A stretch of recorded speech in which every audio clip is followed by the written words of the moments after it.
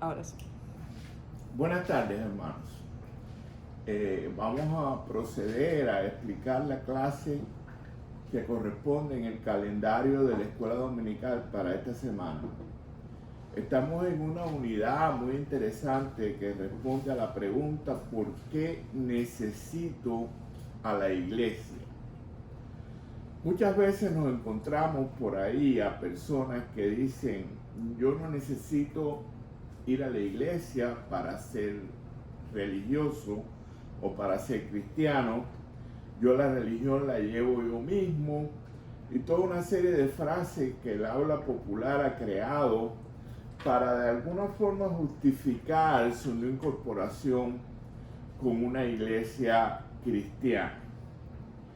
Y muchas veces encontramos por ahí también a personas que se creen que lo saben todo. Hay un viejo refrán del refranero español que dice: dime de lo que presumes y te diré de lo que careces. Y hay otro que dice, el que sabe y hace alarde de lo que sabe es un necio. Hoy día, sobrevivir sin la ayuda de otras personas es prácticamente imposible. Vivimos en la época del teamwork, o sea que aún en el mundo secular y en el desarrollo de las empresas, se ha llegado a la conclusión de que es necesario que las personas trabajen en team para lograr un éxito del trabajo.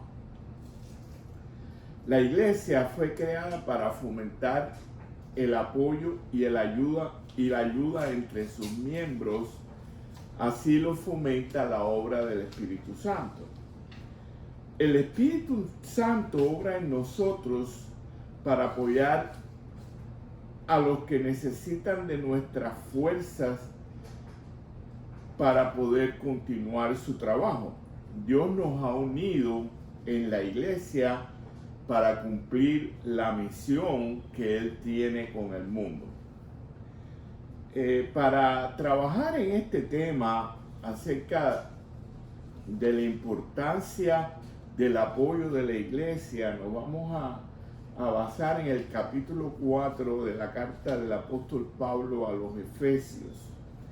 La carta del apóstol Pablo a los Efesios fue escrita en la etapa en que Pablo estaba preso en manos del pretorio romano, o sea, es una de las llamadas cartas de la prisión.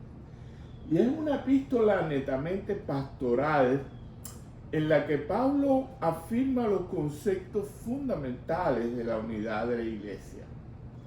Pablo presenta a la iglesia como un solo cuerpo del que todos somos miembros y que tenemos la responsabilidad de luchar por él, por el bien de la iglesia. Presenta a Cristo como el ejemplo de sacrificio de los pecadores.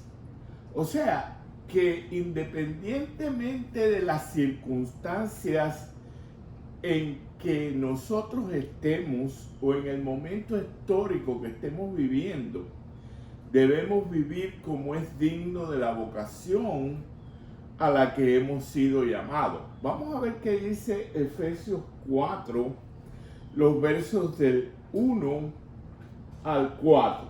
Dice: yo pues, preso en el Señor, os ruego que viváis de una manera digna de la vocación con que habéis sido llamados, con toda humildad y mansedumbre, con paciencia, soportándoos unos a otros en amor, esforzándoos por preservar la unidad del Espíritu en el vínculo de la paz.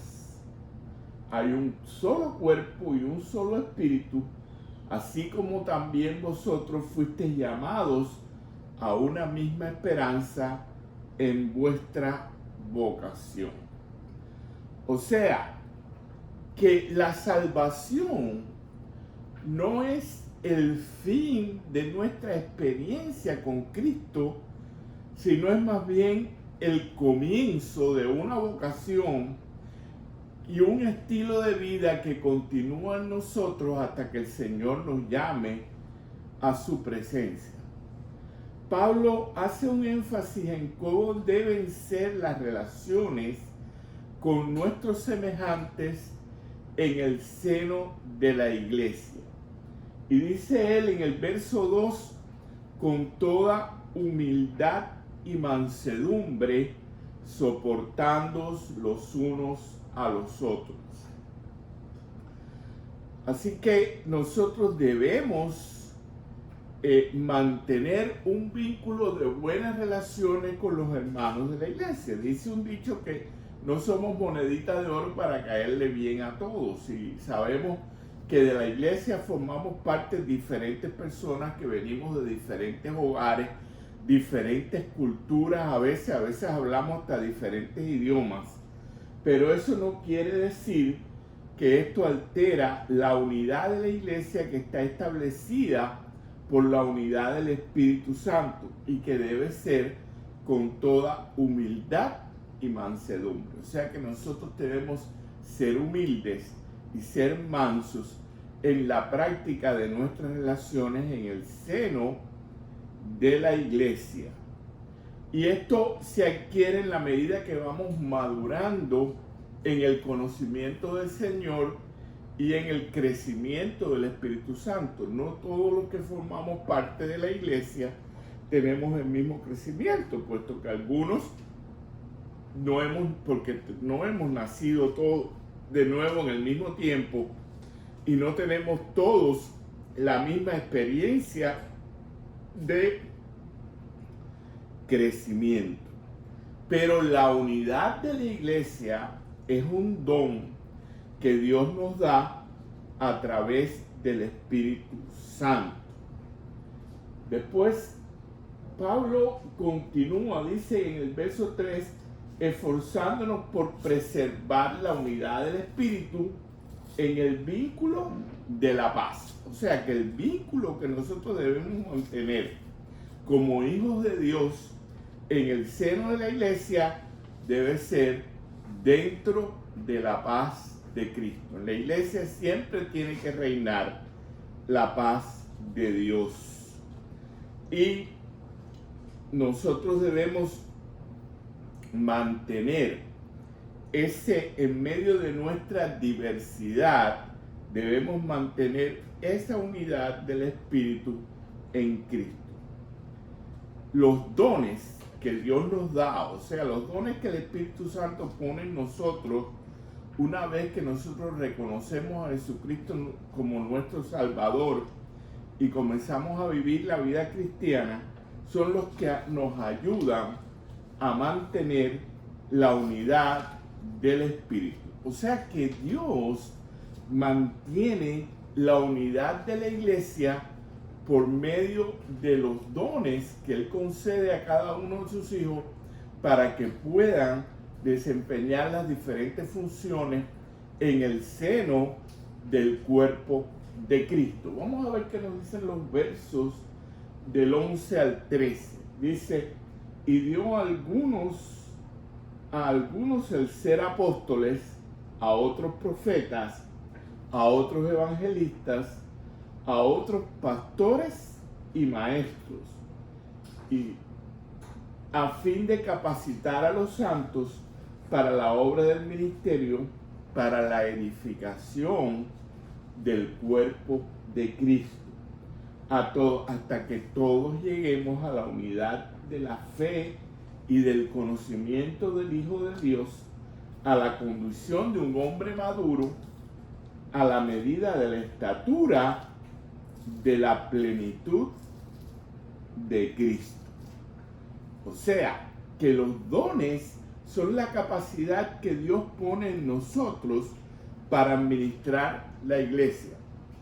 Y explica Pablo aquí en la epístola a los Efesios cuáles son los diferentes dones.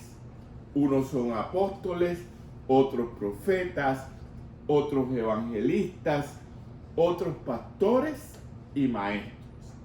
Los apóstoles eran los misioneros comisionados por Cristo para abrir la brecha para el evangelio, para plantar iglesias. O sea que cuando Cristo llamó a aquellos 12 hombres que estuvieron con él en un seminario de 3 años, preparándose, él los preparó para que fueran apóstoles que llevaran el evangelio a las diferentes partes del mundo y para escribir, les dio la inspiración para escribir las cartas que marcan los puntos principales de la vida de la iglesia en el Nuevo Testamento. Esos son los apóstoles. El apóstol Pablo, como un abortivo, fue el último de los apóstoles porque recibió al Señor, como lo sabemos, en el camino de Damasco. Los apóstoles fueron aquellos que estuvieron cerca del Señor, que conocieron al Señor personalmente.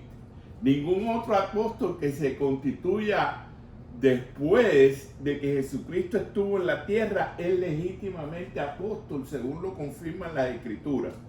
El último de los apóstoles fue el apóstol Pablo. Profetas. En la palabra profeta se refiere a los siervos que mostraban algunas de las habilidades de los profetas del Antiguo Testamento. O sea, la palabra profeta en el Nuevo Testamento está inspirada en los profetas del Antiguo Testamento, aunque los profetas a los que se refiere Pablo aquí no pronosticaban el futuro. Los profetas de la primera etapa, de la primera dispensación, antes de la dispensación de la iglesia, que se estableció con la resurrección de Cristo, cuando Cristo nos dejó el Espíritu Santo para que a través de la presencia del Espíritu Santo la iglesia cumpliera su función. La función de la comunicación de Dios con los hombres se establecía a través de los profetas. Por eso los profetas del Antiguo Testamento pronosticaban las cosas que habrían de pasar en el futuro. Pero los profetas de los que habla el Nuevo Testamento son los que consolidan y confirman a los hermanos con abundancia de palabras. O sea, son aquellos que realizan la función de consejeros, aquellos que realizan la función de consoladores y que en el seno de la iglesia ayudan a el crecimiento espiritual de las nuevas personas que vienen. También profetas son los predicadores. La palabra profecía es sinónimo de predicación en el Nuevo Testamento. En los evangelistas se refiere a aquellos que están capacitados para exponer, para presentar el evangelio y hacer que las personas se conviertan, como Felipe. ¿Te acuerdas? Felipe, el evangelista, que fue uno de los diáconos que predicó a aquel etíope que quería conocer de las Escrituras. O sea, que los evangelistas, y a través de la historia de la iglesia, el don del evangelismo es algo que se manifiesta en la iglesia a aquellas personas que tienen la capacidad de presentar fácilmente la palabra de Dios. Hay muy buenas personas, muy buenos hermanos que tienen el don del evangelismo personal y con facilidad presentan el mensaje y ganan muchas almas para Cristo. Yo he conocido en mi vida cristiana muchas personas que tienen un dominio del evangelismo personal y que el Señor los usa de una manera maravillosa en la presentación del mensaje a las almas que no conocen al Señor. Los diáconos, conocemos los diáconos que surgieron como una necesidad de la iglesia neotestamentaria allá en la iglesia de Jerusalén y que fueron elegidos para ayudar a los pastores. O sea que la misión de los diáconos es ayudar, servir las mesas, o sea, ayudar a los pastores para que los pastores puedan dedicarse a la predicación y al estudio de la palabra. Y tenemos el ejemplo, un buen representante de los diáconos fue Felipe, el gran mártir del cristianismo, que, como todos sabemos, murió producto de las piedras de aquellos que andaban con Pablo tratando de destruir a los cristianos. En cuarto lugar tenemos los pastores y maestros. El Nuevo Testamento usa diferentes términos para caracterizar a este grupo de siervos que también son llamados ancianos, dando énfasis a la madurez espiritual. O sea, que los pastores y maestros son aquellos que tienen la función de enseñar la sana y buena doctrina en la iglesia. Es muy importante que nosotros chequeemos constantemente porque muchas veces surgen en la iglesia falsos maestros o personas que tratan de presentar doctrinas ajenas, y nosotros tenemos que pedir mucho al Señor que nos ayude a nosotros poder determinar quiénes son aquellos que son buenos presentadores de la real doctrina del Evangelio. O sea, que nosotros tenemos que constantemente verificar que tengamos maestros y pastores que sean fieles a la sana doctrina del Señor. Dice que a fin de perfeccionar, Pablo usa aquí el verbo perfeccionar como una idea de que constantemente la iglesia tiene que perfeccionar a aquellos que se ocupan de la enseñanza y de la predicación del Evangelio.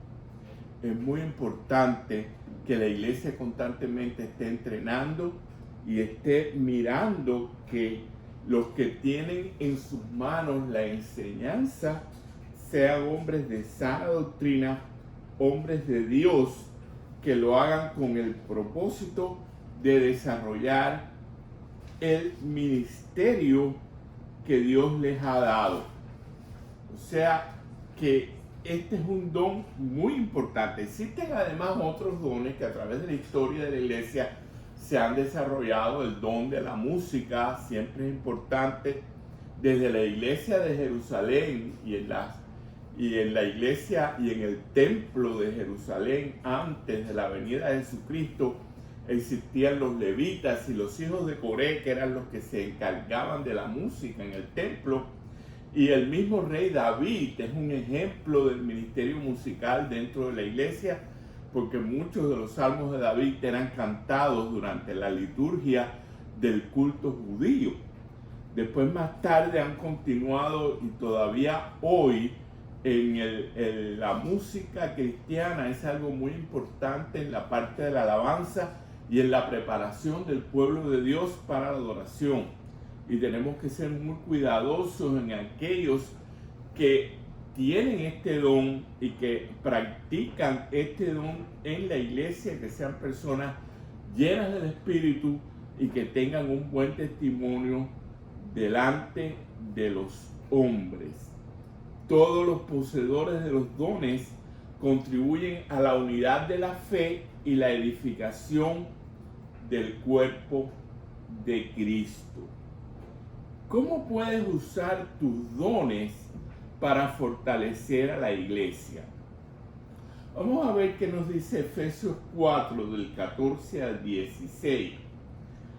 Dice que para que ya no seamos niños sacudidos por las olas y llevados de aquí para allá por todo viento de doctrina, por astucia de los hombres, por las artimañas engañosas del error, sino que hablando la verdad en amor, crezcamos en todos los aspectos en aquel que es la cabeza, es decir, Cristo, en quien todo el cuerpo, estando bien ajustado y unido por la cohesión de las coyunturas, que las coyunturas proveen conforme al funcionamiento adecuado de cada miembro, produce el crecimiento del cuerpo para la propia edificación en amor. Aún en nuestros días hay una variedad de dones que el Señor da a la iglesia, pero el gran problema está en el uso que hacemos de estos dones. Muchas veces nosotros mismos, los miembros de la iglesia, los hermanos que estamos dentro del cuerpo de Cristo y que ejercemos los dones, somos llevados por una serie de pecados que nos conduce a usar mal los dones. Y tenemos, hermanos, que luchar por alcanzar una madurez espiritual que nos ayude a que no seamos, como dice la Escritura, niños fluctuantes, sino que usemos nuestros dones con madurez. En la iglesia de Corinto hubo una crisis en cuanto al uso de los dones y muchos hermanos cayeron en situaciones difíciles, lo que hizo a Pablo escribir en el capítulo 13 de Corintios el poema del amor. Pablo dedica todo el capítulo 12 de Corintios a hablar acerca de los dones y termina hablando con una frase de Pablo que es muy hermosa: procurad pues los dones mejores.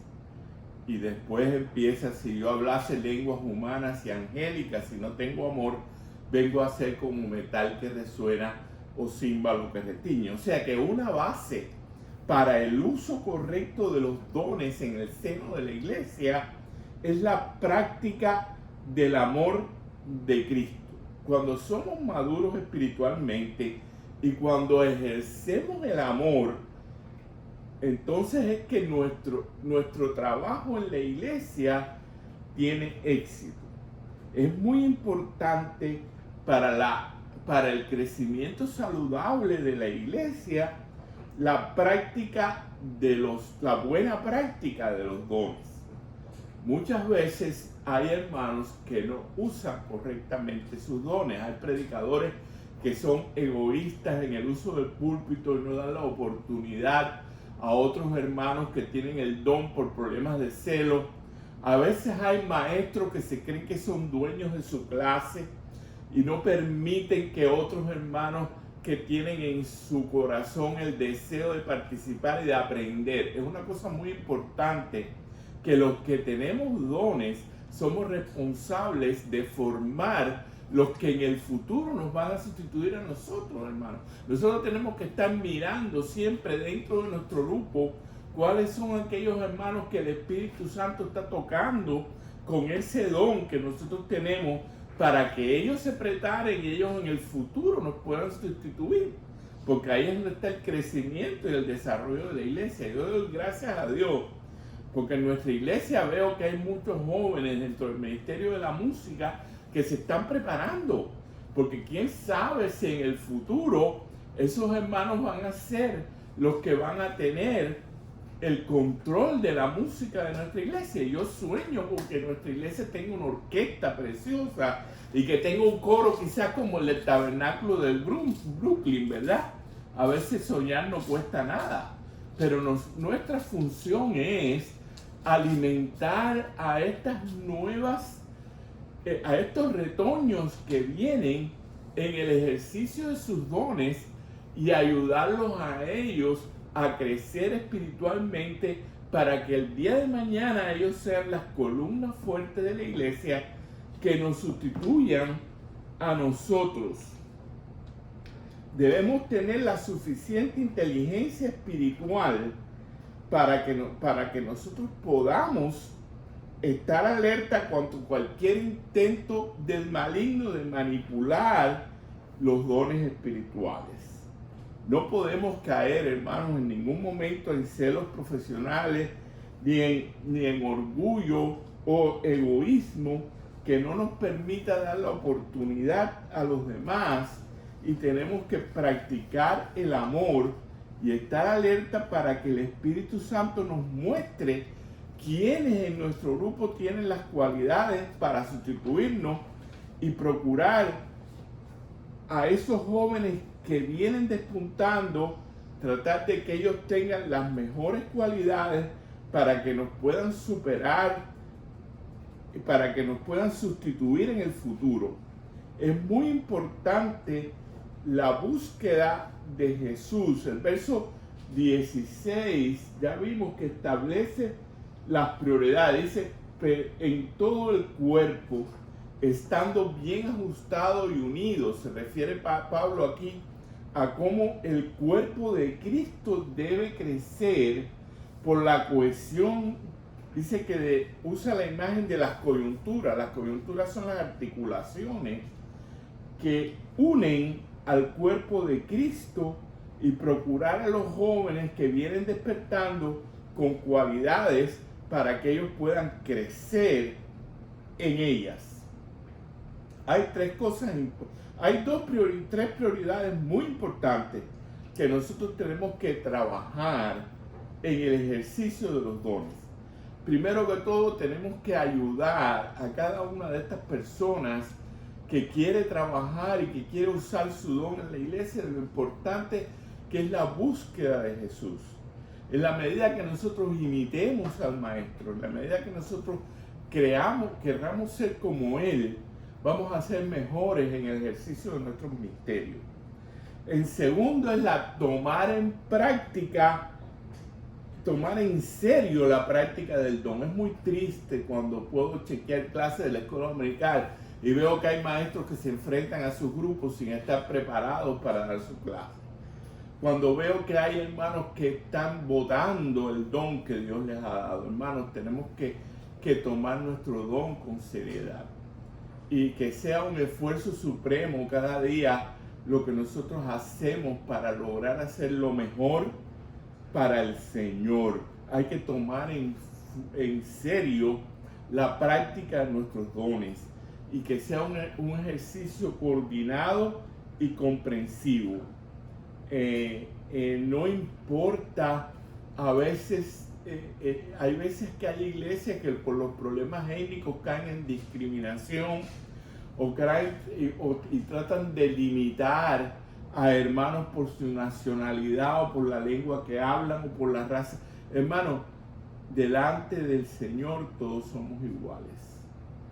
Lo único que importa en el ejercicio del don es que el Señor nos haya escogido para realizar esa labor, y la seriedad y la madurez con que nosotros asumamos el ejercicio de esa actividad que vamos a hacer con el uso de nuestro don. Todos tenemos derecho a participar de la misma forma en el seno de la iglesia local. Debemos mostrar la diversidad del Evangelio dentro de la unidad que otorga el Espíritu Santo. Es muy importante, hermanos, que nosotros tengamos en cuenta todas estas cosas en la práctica de los dones. Quiero concluir con tres cosas muy importantes. Descubre tus dones. Cuando el Señor nos sella con el Espíritu Santo y nos hace parte de su pueblo, el Señor nos concede un don. Todos tenemos un don. Y una de las tareas importantes para nosotros, los hijos de Dios, es descubrir ese don. Y una vez que tenemos ese don, no lo vamos a esconder debajo de las piedras. No lo vamos a ocultar. Por muchos años oí cantar en la congregación un hermano con un bajo precioso. Y yo todos los días le decía, ¿por qué tú no cantas en el coro? No, porque significa... Y ese hermano, con un tremendo don para cantar y para ayudar en la obra de Dios, nunca lo pude ver formando parte del coro de la iglesia. Hay muchos hermanos que poseen dones y que se dejan llevar por toda una serie de prejuicios y no los ponen en función de la iglesia. No escondas tu don. Descúbrelo y busca la forma de ponerlo en práctica. Reta a los hermanos a buscar su don. Reta a los hermanos, haz visible las necesidades de la iglesia y haz saber a los hermanos dónde es que la iglesia necesita personas para que ellos, si tienen ese don, puedan ayudar en esa área. Muchas veces la iglesia necesita personas para manejar guagua, necesita personas para cuidar los niños, necesita personas para recibir, necesita personas que trabajen en la consejería de evangelismo. Todos esos son dones que el Señor da. Y quizás en nuestra congregación hay muchas personas con esos dones que no los han puesto en función de las necesidades de la iglesia.